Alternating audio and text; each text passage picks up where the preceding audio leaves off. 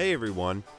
No matter how great macOS Big Sur seems, you can experience performance issues as you update your Mac. So today, I'm going to explain how to downgrade from macOS Big Sur.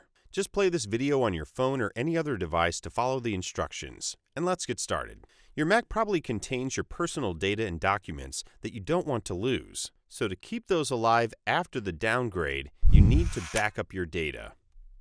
Before you copy all your documents, photos, and videos to the drive, it's better to organize every piece of data to avoid clutter. Transferring your files, you may simultaneously copy junk and old logs to your drive too. To prevent this, use Clean My Mac X. Clean My Mac X is a dedicated Mac cleaner that helps to deal with all types of junk, outdated cache, old log files, temporary files, and more.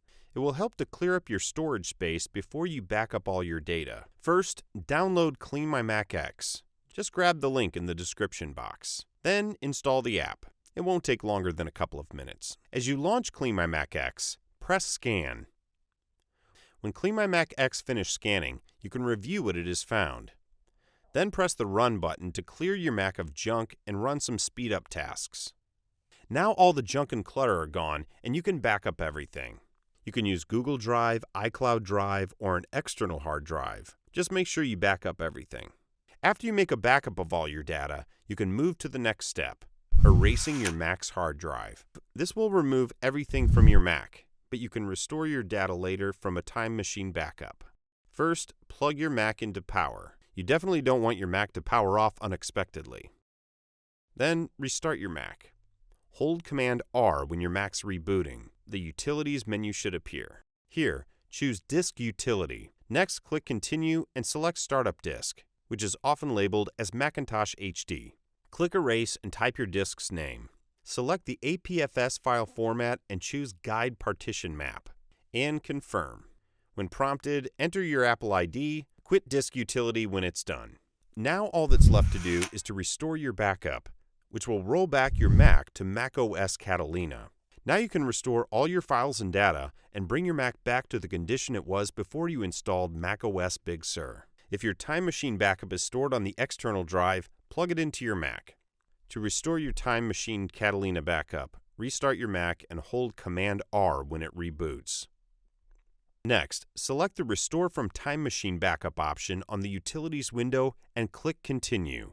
Now you need to choose the restore source. Choose Time Machine Backup and then select the backup you want to restore from. Choose the most recent backup that occurred before you installed macOS Big Sur and click Continue. Then select the destination disk where the contents of your backup will be stored.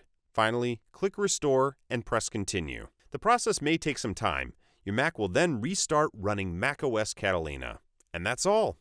But wait, what if you don't have a Time Machine backup to restore from? Then you can roll back to macOS Catalina using a bootable installer.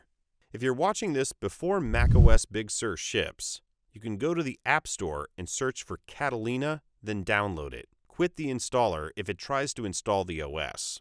If your Mac already runs macOS Big Sur, download the macOS Catalina installer from the Apple website. Just follow the link in the description box.